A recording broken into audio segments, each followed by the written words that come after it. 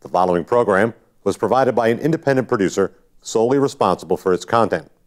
The opinions expressed do not necessarily represent the views of this station, its staff, board of directors, or underwriters.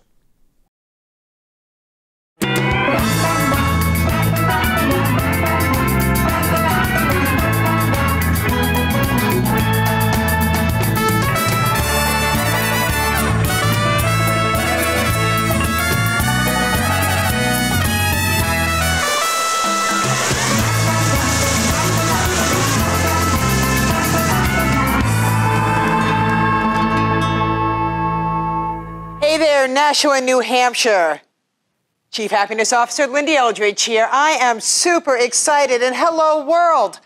Well, you know what? Today is the day where we're going to be talking about your happy finances, and I am so excited. A few days ago, I was at a networking event, and I had the opportunity to meet Jason Haviland. He's a financial advisor here in Nashua, New Hampshire. He was very unique and very different in a lot of his thinking and how he helps his clients. So, of course, as the Happiness Jungle, Chief Happiness Officer of your Happiness Jungle, I'm always here to bring you the happiest people that I know will inspire you and give you great tips how to bring your tomorrow on in a really safe way. So, Jason, thank you so much for sticking out. Wow, at that the event in Nashua. That was exciting. It was a good event, wasn't it? Yeah, it was a great event. I'm very thrilled to meet you and all the other people there. I love talking about finances. I love helping people be their very best financial person. Everyone's helping them be their very best, all their different kinds of themselves. I really enjoy helping people become their very best financial person they can be. You know what really stuck out about it, though? You told me something very, very unique. You say that you listen to your client, and not everybody gets the same advice. Right. Yeah. Share that with me. Sure. So, first, people might be surprised to learn that the person giving them their financial advice does not necessarily have to have their best interest in mind. So, if you take nothing else away from the show today, I would absolutely encourage everyone to go ask whoever is giving them financial advice in sort of whatever capacity, are they a fiduciary? A fiduciary means you have to have that person's best interest in mind when you're giving them financial advice. So go ask, are you a fiduciary? If they say no, ask them why not. Maybe maybe they'll give you some acceptable answer. Maybe they won't. But that leads into your question, which is, okay, because I'm a fiduciary, it is my obligation to give you the very best financial advice that I can. And in order to do that, I have to get to know you. I've got to know who you are. I've got to know what motivates you. I have to know what your goals are. I have to know what you're trying to achieve for yourself, for your kids, for your grandkids, and all of that has to come together in one financial compelling, one story, one picture, one plan. And part of my job is to help give you that advice. It's okay, this is what I want. This is what I want for myself. This is what I want for my kids. This is what I want for my grandkids. How can we get it?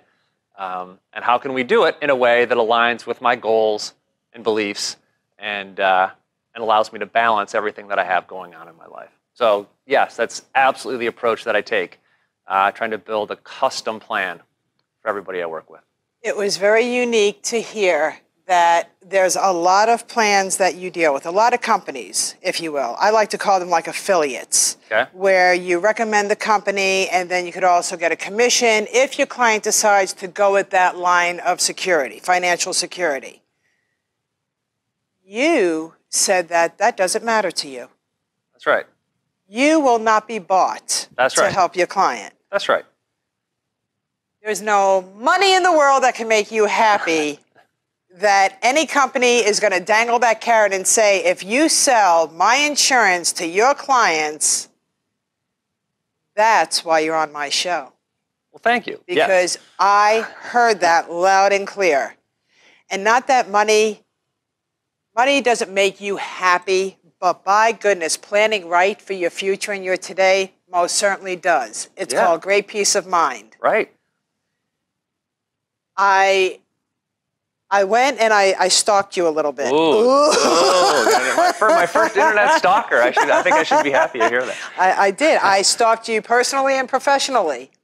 Your family is beautiful. Thank you. They look like they're so much fun. I'd say about 90% of the time. That's absolutely true. The other 10% of the time, well, you know, they are kids. Tell me about your family. Sure. So I have 2 daughters. Both go to public schools here in Nashua. I have a 12-year-old, and her big passion, the big thing that makes her happy, is cheerleading. So she is sort of all-star cheerleader. She loves competing against other teams. They travel throughout New England, and that's, you know, we're carting her all over and sort of helping her sort of find that, you know, find that passion and find that rhythm in cheerleading. And my younger daughter is 9, and her big passion, her big happy place is dance. And so we take, you know, same thing. So she's on dance teams, and so we're taking them all, you know, all around Nashua and in the New England and the country even, competing in dance competitions. That's fantastic. So I get a lot of cheerleading, a lot of dance in my life with my 2 girls. Yes, you do. And my lovely wife, Megan. And Megan, stay-at-home mom? Yes, Megan's a stay-at-home mom. Megan, you have the hardest job in the world. You go, girl. Yeah. So Megan and I met at Fidelity Investments. So I worked at Fidelity for a number of years, and that's where we met. And we settled here in Nashua about 14, 15 years ago. I love that. So you both are like-minded when it comes to the financial aspect of what to do for life. Yeah. How to treat situations when we go through those trying times as we do in the United States and throughout the world. Yeah. When the alerts go up that, oh my gosh, we're in a financial disaster, you understand how to give people the mattress to sleep on, to say, hey, everybody, have a good night's sleep. You're secure with me. That's what we're trying to do. To your point earlier about the commission-based fees for sort of interacting with people, that's what I was referring to earlier. Like, you might be surprised that the products you've been sold or the investments that you've made, the person who's sort of made the most money off of that is your advisor or another investment company. Then you don't have the transparency. You can't see, what am I really paying for this? So yes, absolutely. I try to make sure that transparency is high. People see what they're paying. It's fee only, so there's no commissions involved. And very much, I'm like everybody else. I'm trying to balance living my life now with trying to save for my kids' education, trying to, you know, put money away to retire, trying to figure out, all right, can we afford to do these really other big vacation? Like everyone else everyone's trying to balance something. Whether you've got, you know, $5, $5,000, or $5 million, you're always trying to balance something. And so very much, I'm trying to help you, because I think balance is the corollary to happiness. Right? I like that. Yes, it is. If you don't, you know, you can, you know, one path to happiness is having a balanced life, having balance in all aspects of things you're trying to do. So figuring out, all right, what are my hobbies? What are my passions? How much can I spend on that? All right, should send the kids to school or grandkids, or, you know, we got to make sure we don't extend too much on the house. You know, we've got to live somewhere, but let's make sure we live within our means. And sort of figuring all that out is very much the type of conversation that I'll typically have with the families and clients that I work with. I love it. Let's dissect a little bit. Okay. Ready? Yeah. Okay. Let's dissect. Because I want to help all age groups. Okay. Okay. I want to help the young couple who's starting out a family that are on that extremely tight budget. Yep. Sometimes the parents are eating the crackers while the babies could eat the chicken. Yep. But it's time to really start thinking about putting a little bit away for the college, for the future of the child. Yes. Give us a good, healthy solution of what a couple can do to help start that fund. Okay. And I'm talking about, let's go for people that have kids 10 and under. Okay. How about that? Okay. Right. All right. So I'd say 2 important steps in what we just discussed. First, it's very important for every family to have a budget. Again, whether you have $5, $5,000, or $5 million, you absolutely need a budget. You have to understand what's going in and what's coming out. And so there's a lot of different tools that folks can use to build that budget. You can do it, you know, the old-fashioned way. When I was a kid, we just put out a bunch of envelopes, right? And every envelope had a certain amount of money in it, and you had IOUs, and you sort of figured it out that way. That's, that's a very low-tech way. You could use Excel or some other spreadsheet kind of a program, or a lot of my clients use a program called Mint.com. I've heard of Mint. And it basically pulls in all of your expenses, and you can do a budget, and it tells you every month, we expected to spend $100 for going out to eat this month, and here's what, based on the credit card and bank statements, here's what we actually spent. So there's a couple different ways to do it. So number one, you really need to make sure you have a good handle on what's going in, what's going out, and once you get into a positive cash flow, right, you have a little bit more money coming in than going out. All right, so let's assume you've done that, you've got that figured out. Now, saving is really important in two aspects of it. One, starting as early as you can. All right, so what you mentioned there, sort of kids under 10, you really need to start saving for college the day they're born. You got to start early, right? You never get to a point and say, oh, I've saved too much, or you know what, I wish I'd started saving later. It is always, I wish I'd started earlier. So the first point is to start. And what you said is advice that I really like, and that is absolutely appropriate to start with, which is it's okay to start small. You just have to start. And you have to set it up as an automatic contribution so you don't even see it. All right? So you set up the account. You can do $5, $10, $20 a month. That's okay. Just get it open. Just get it started. Okay? So that's one. You got to do the budget. Two, you got to start early. So get it open and just get it started. And then third, you could consider, now you get sort of moving along the spectrum of sophistication here. There is a product called a 529 college savings account. Okay? Now this is a product that is specifically designed for families and individuals to save money for college.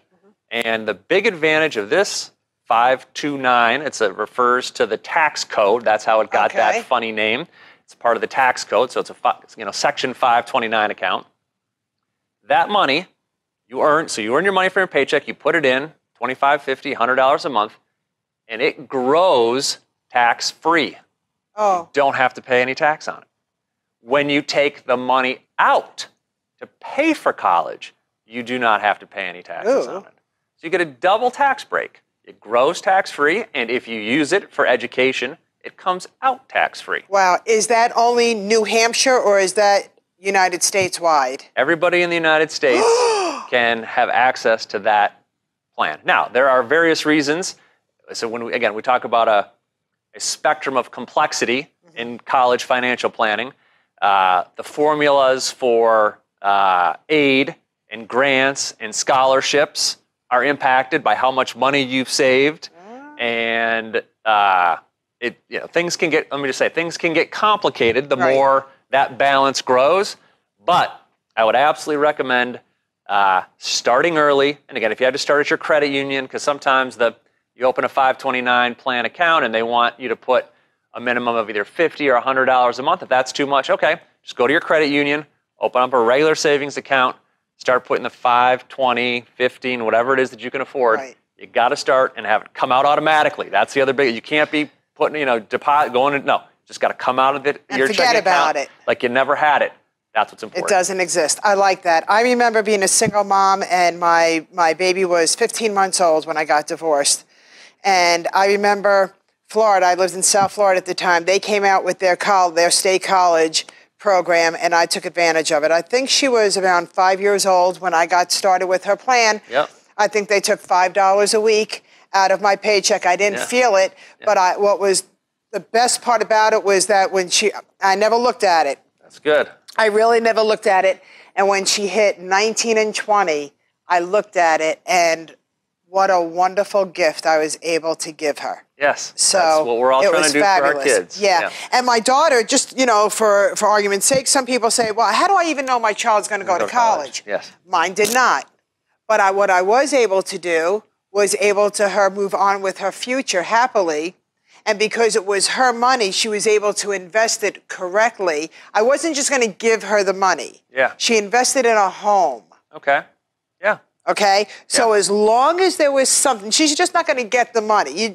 Kids just don't earn the money, right? Right. So thank you. That was a great tip. You could start as soon as you're pregnant, Yes. or just start. Just start. That's the key. And again, with that 529, that's that if you don't use that, that's a very important point, because people will ask me, should I do this 529 account? And if they don't, so if you set it up for one of your kids and they don't, let's say they don't go to college, you can change the beneficiary. So if you have 2 kids, you could potentially change the beneficiary to another child. If they have children, you could change the beneficiary to a grandchild. And you could also change it to yourself. Many options. So, but you have to use it for school. So if it doesn't end up getting used for school, then it gets taxed and penalized. So and that's the kind of thing you'll want to come have a conversation with an advisor about. To say, all right, should I do this? I'm ready to start doing it now. Is it going to make sense for me in my unique circumstances? Fantastic. I love that. Okay, let's go to the next age group. All right. All right. So now we have parents and they're starting to have teenage kids. They're starting to look at the colleges. Right. They have yet to really set up what they needed to set up. Right. Okay. And they're kind of worried. There's a solution. Yeah. And even though they didn't get started as early as they could have, it doesn't matter. Give us that. Okay. For people to look at this right now and go, oh my gosh, I feel relieved. That's what I want you to do for people right now. Okay. This is hard because this gets to part of the heart of happiness. Okay. And back to my commentary earlier about balance. Yes. All right. So as you get to that age and your kids are sort of thinking about college or should I go to college? Yes or no? And if I do, what's going to be my major? What am I going to do? One of the big problems we have today is college is extraordinarily expensive, okay? And all along, like our kids, I got a dancer and a cheerleader, and we've tried soccer, we've tried violin, we've exposed them to all sorts of different kinds of activities, and they found their passions, and we're encouraged, the best practices in parenting, like help your kids, fuel your kids' passions, help them do what they love. So we are. As you approach college, right, and you start having to have real conversations about what you're going to do with your life, that discussion around, all right, I'd like to be a teacher.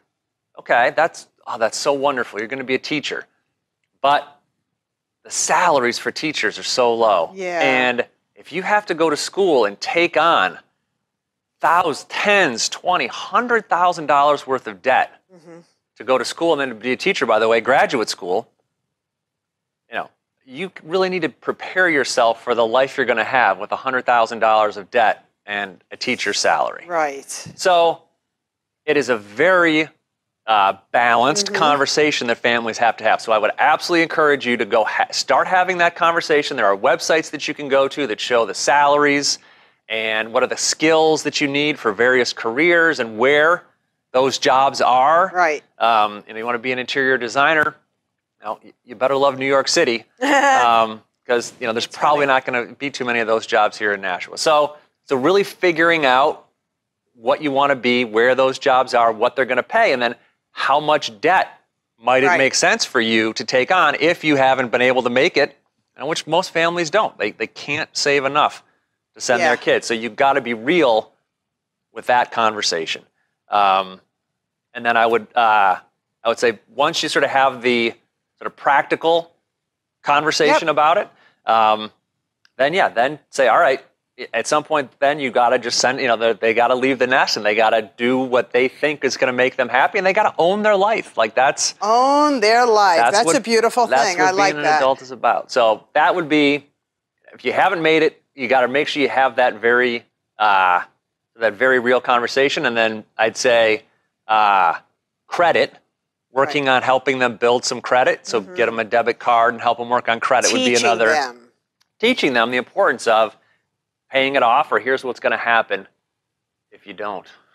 I'm thriving on this now. One of my biggest mentors is Les Brown, and I was listening to him on the way to the station this morning. One of the most important, impactful things that he mentioned this morning was, it's not what you leave behind, it's what you leave within your children. Teach them how to survive and take care of themselves. That's right. So what you just said brought it to a whole new happy, powerful place. Teach them how to. Right, and balance it with their happiness, because they like if they're not. If you tell them no, you have to go be an accountant, or you got to be a finance person. Like I'd love that. That was great for me, but I can tell you that is not going to be what my kids want to hear, and so that's fine. I'm going to have to balance them. All right, well if that's here's a career that's in demand. We'll pick something else. And I'm going to go fast forward. All right. We were brought up. We were brought up to and I'm going to piggyback off of, just because I'm an accountant doesn't mean that you need to be an accountant. That's right. And so many people are unhappy with what they're doing because they were told what to do. And in today's world, with the way it is, more people should, as far as I'm concerned, become independent contractors. Start taking care of yourselves. Yes, we need for the people to have jobs as well.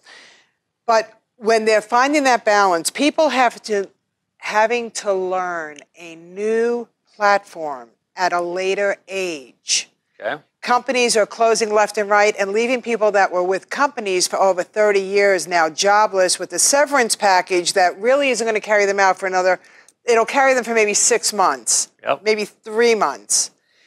Give me some really good advice. We're almost out of time for our group of people that are at this fragile state of life where we can no longer be just moseying along. We're no longer 20s, 30s, and 40s trying to figure out what do we want to be when we grow up. Somebody literally said to us, lights out, Charlie, go figure it out. And people are looking at us like, wait a minute, you're in your late 40s, or I could hire somebody that's a lot younger than you. Share with me. Because I know that 30 weeks ago, I reinvented myself into the happiness jungle. I am the chief happiness of the happiness jungle. And reason being is because I found something that I passionately love and I know I will thrive with abundance. Yes. Share with us. That's, I think that's the magic, right? Because everybody should absolutely try to do what they love. Take that risk, take that chance, see if you can make a go at it doing what you love. And if you can't, well, then you know. Right. Or maybe the path had to twist and turn a little bit. And I'm a financial advisor, so you also have to have the realism of, all right, what can your finances support? Like what are your base expenses that you can't slice any more out of, that you really have to make sure are covered? Okay, understand what those are, and then pursue your dreams. That's what I did. I worked in corporate America for 21 years and decided I wanted to start my firm. I wanted to run it my way. I wanted to help people the way I wanted to help them, give them the advice along the dimensions that I thought were most important. Wow. And so that's what I'd say, have a go at it, and do it with a financial advisor so you know how much risk and what sort of paths are realistic for you. I love it. You worked for corporate America. How long have you now owned your own entity? It's just been this year, so I'm still a nascent little growing firm, but I am growing. I have good traction. Great clients, great families that I'm working with. And you're the obvious expert of being a financial planner, without a doubt. I'm excited about that. So one of the things that I want to share with our audience, first of all, please share with them, how can they get in touch with you? Sure. So unlike some financial firms, you can call me, right? I'll have my phone. If I'm not with another client, I will absolutely call you. So you can call me, 603-438-1874. You can also find me online. There's biographical information about me and my firm, the services we offer. That's at BradfordInvestments.com. Love it. And you can schedule, if you'd like to schedule a free consultation, that's on the site. You want to reach out to me with a question, you can contact me.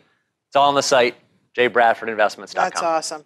Jason, I give these hearts out all over the world. And before we started the show, you were fiddle-faddling with them. Yeah. So from my heart to yours, thank you so much. Thank you. And I call those good energy hearts. Yeah. It's people carry them around with them.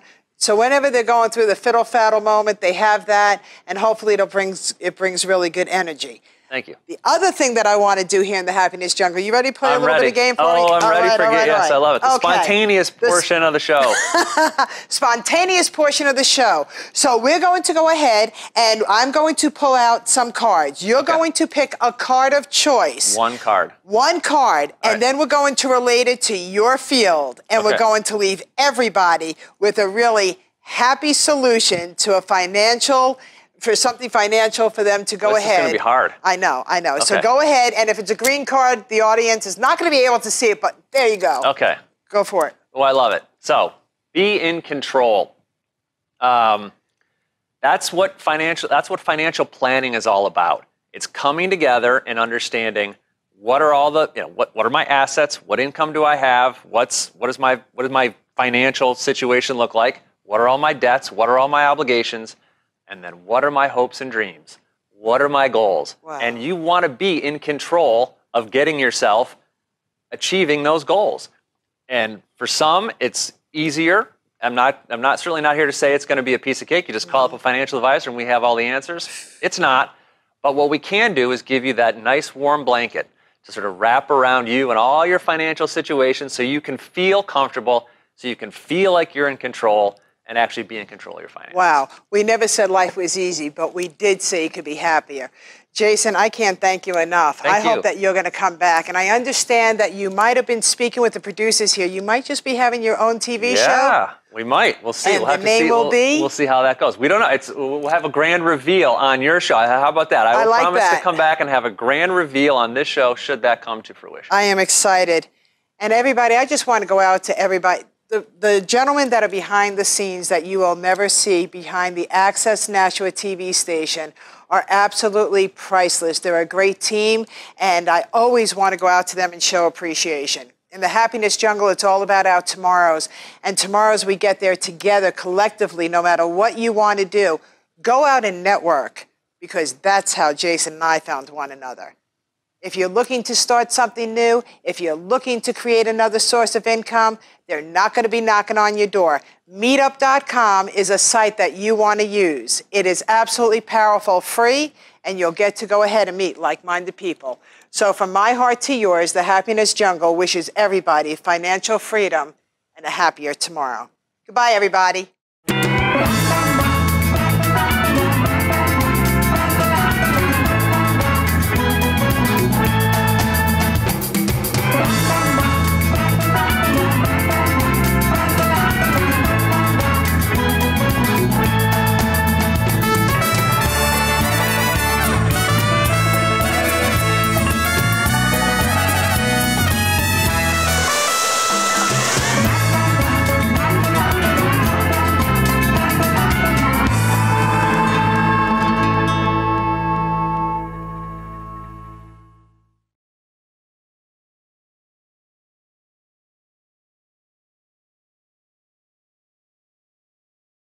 The preceding program was provided by an independent producer solely responsible for its content.